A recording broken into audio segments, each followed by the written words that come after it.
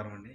ఇప్పుడు నేను మాట్లాడబోయే అంశం ఇది చాలా కాలంగా ఎంతోమందిని డిస్టర్బెన్స్‌కి గురి చేస్తుంది. అలాగే అయోమయానికి గురి చేస్తుంది. ఎందుకంటే భారతదేశానికి ఒక చరిత్ర ఉంది. పురాణాలున్నాయి. ఎన్నో కథలున్నాయి. చరిత్ర ఉంది.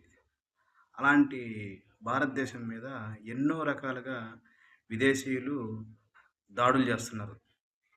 మన సంస్కృతి మీద, సంప్రదాయాల మీద, దేశం మీద ఇలా ఎన్నో సార్లు దాడులు జరుగుతూనే వచ్చినాయి. అయితే ఈ మతాలు గురించి డిస్కషన్ వచ్చినప్పుడు ప్రతిసారి ఏంటంటే ఎవరో ఒకళ్ళు దాని మీద నాలెడ్జ్ ఉన్నోడు, లేనోడు ఏదో ఒక రకంగా తప్పుదారి పట్టించే ఉద్దేశంతోటి కొన్ని వ్యాఖ్యలు చేయటం జరుగుతూ ఉంటుంది. దానికి సరైన సమాధానం మన హిందూ సమాజం నుంచి కూడా రావటం లేదు. ఎవరు దానికి అంటే సరైన సమాధానం ఇవ్వట్లేదు. కొంతమంది తెలిసినా కూడా అది జనాలకు చేరట్లేదు. అప్పుడు సామాన్య జనాలని అవి అయోమయానికి గురి చేస్తాయి.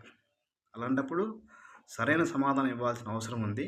కాబట్టి ఆ విధానంలోనే నేను దానికి సమాధానం ఇద్దామని వచ్చాను. అంశం ఏంటంటే పురాణాల్లో మనం దేవుడిగా కొలుసుకునే రాముడు అవ్వచ్చు, శ్రీకృష్ణుడు అవ్వచ్చు. రాముడు మాంసాహారం తిన్నాడు అడవిలో ఉన్నప్పుడు అని ఒకళ్ళెవరో ఏదో పుస్తకం రాశారు. అది ఏ పుస్తకం కూడా తెలియదు. ఏదో పేరు చెప్తారు, దాంట్లో ఉంది అంటారు. అది నిజంగా ఉందా? అది మనకి తెలియదు. ఎందుకంటే సామాన్యులందరూ కూడా రామాయణాలు, మహాభారతాలు చదవరు కదా! తెలియదు. రెండేంటంటే శ్రీకృష్ణుడు తన వివాహం చేసుకున్నప్పుడు ఎన్నో ప్రాణులను బలిచ్చారు అని వాళ్ళు ఏదో పుస్తకం చూపించి లెక్కలు చెప్తున్నారు.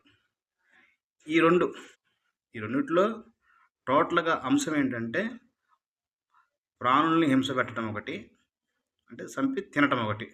అంటే వాళ్ళు ఎందుకనో మరి వాళ్ళకి జంతువులు తినాలని తెగ ఆశ, కోరికలు ఉన్నవాళ్ళు బ్రాహ్మిన్స్ లేకపోతే ఇండియన్స్ ఎవరన్నా శాకాహారం తింటున్నారంటే, మీరు మాంసాహారం తినొచ్చు కదా! మీ దేవుళ్ళే తిన్నారు కదా! అని మన మీద ప్రేమ వలకబోస్తారు. ఇప్పుడు శాకాహారం తినే వాడికి మాంసాహారంతో పనేముంటది? అలాంటప్పుడు మరి శాకాహారం వద్దు, మాంసాహారం తినమని చెప్పాల్సిన అవసరం ఏమిటి? ఇలాంటప్పుడు మళ్ళీ మీరు మీ దేవుళ్ళే తిన్నారు, మీరు తింటే ఏమి అని అడగటం దానికి